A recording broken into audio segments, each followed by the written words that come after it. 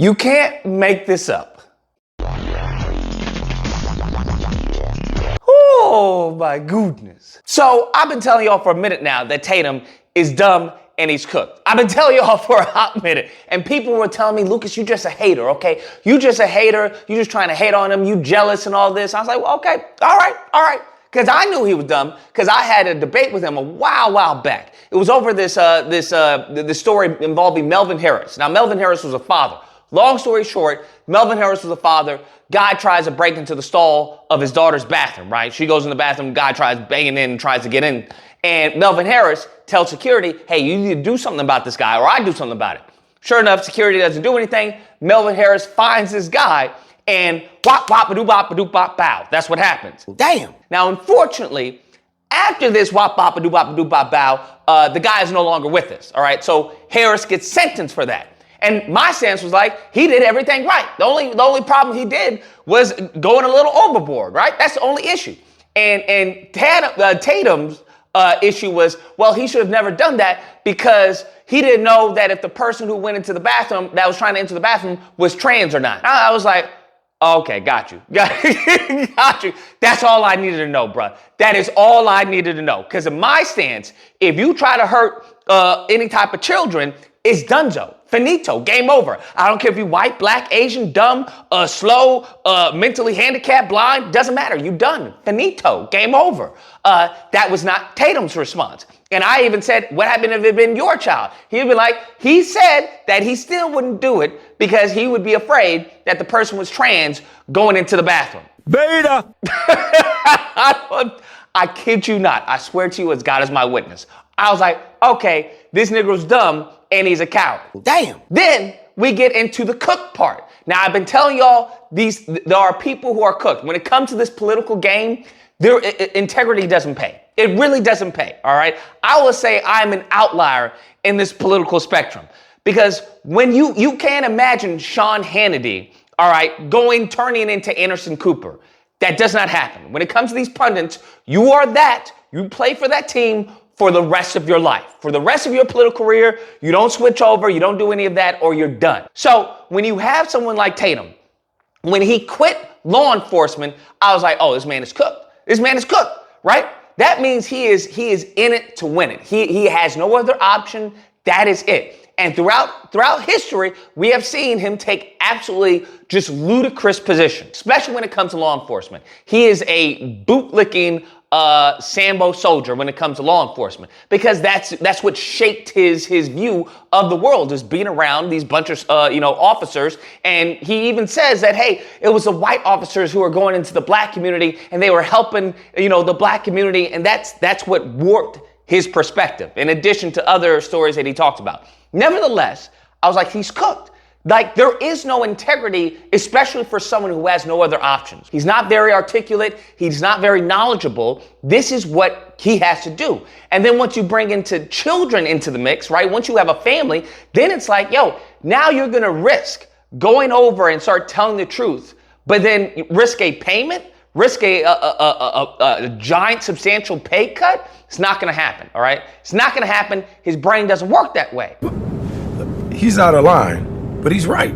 So now we get to the point where we are today. And I don't know, man. There's just something delicious about being right. There's just something delicious about being right.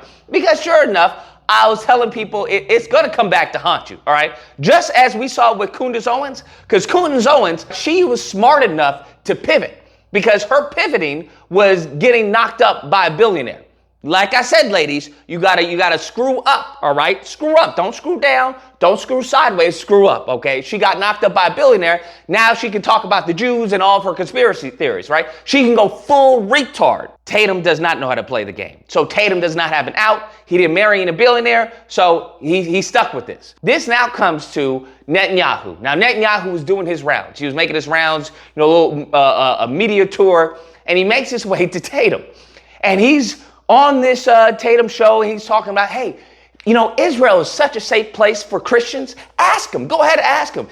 They'll tell you this is the safest place they can ever be. All right? The safest place. In Israel, if you actually talk to the majority of Christians, talk to them, you'll see what they say. They say, Israel is the only place where we're respected and protected.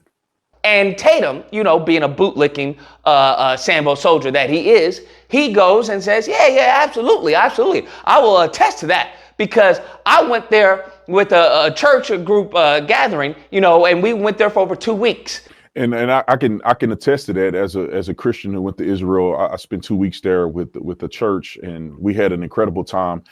And that's where I think he's going to stop. I'm like, okay, yeah. But he's not bright enough. This man's a few clowns short of a circus that he goes on. And what he then goes on to say, he says, you know what? There was only one incident that happened. And I was like, all right, where are we leading with this? And he goes on to tell us how a child spat on one of the pastors. We had only one incident where a small child spit on one of the pastors. What? Bruh, this man is so dumb.